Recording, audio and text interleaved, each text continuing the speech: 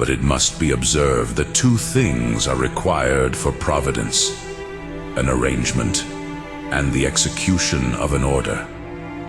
The first of these is done through cognitive power, whence those who have more perfect knowledge are called orderers of others, for it is the wise man to order. The second, however, is effected by operative power. On the contrary, it is the case with these two, for the more perfect is the arrangement, the more it descends to the smallest. But the execution of the smallest will befit an inferior virtue, proportionate to the effect. But in God, as regards both, the highest perfection is found, for in him is the most perfect wisdom to order, the most perfect power to work. It is necessary, therefore, that he arranges the orders of all by his wisdom, even of the smallest. But the smallest should be executed by means of other inferior virtues, through which he himself works, just as the universal and higher virtue by means of the lower and particular virtue. Again, it has been shown above that the divine operation does not exclude the operations of secondary causes. But those things which proceed from the operations of secondary causes are subject to divine providence. Since God orders all singular things by himself, as has been shown, they are therefore the second causes of divine providence. Still, the stronger the virtue of any agent, the more distant it extends its operation.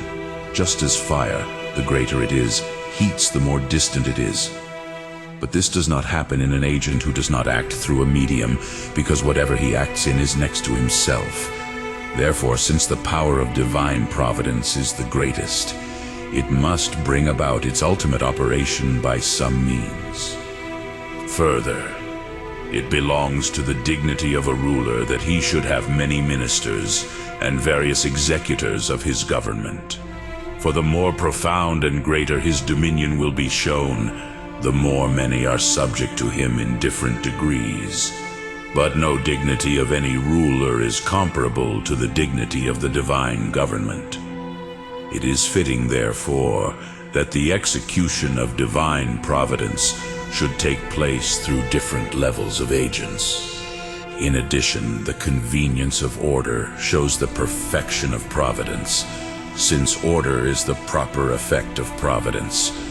But it belongs to the harmony of order that nothing be left disorderly. The perfection of divine providence therefore requires that the excess of some things over others be reduced to a suitable order. But this happens when, from the abundance of some who have more, some good comes to those who have less.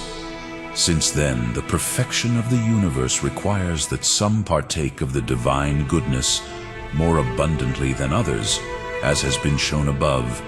The perfection of divine providence demands that the execution of the divine government be completed by those who partake more fully of the divine goodness. Still, the order of causes is nobler than that of effects, just as the cause is superior to the effect. Therefore, the perfection of providence is shown more in him. But if there were no intermediate causes executing divine providence, there would be no order of causes in things, but only of effects. Therefore, the perfection of divine providence requires that there be causes that are its means of execution. Hence it is said in the Psalm, "Bless the Lord with all his virtues, his servants who do his will."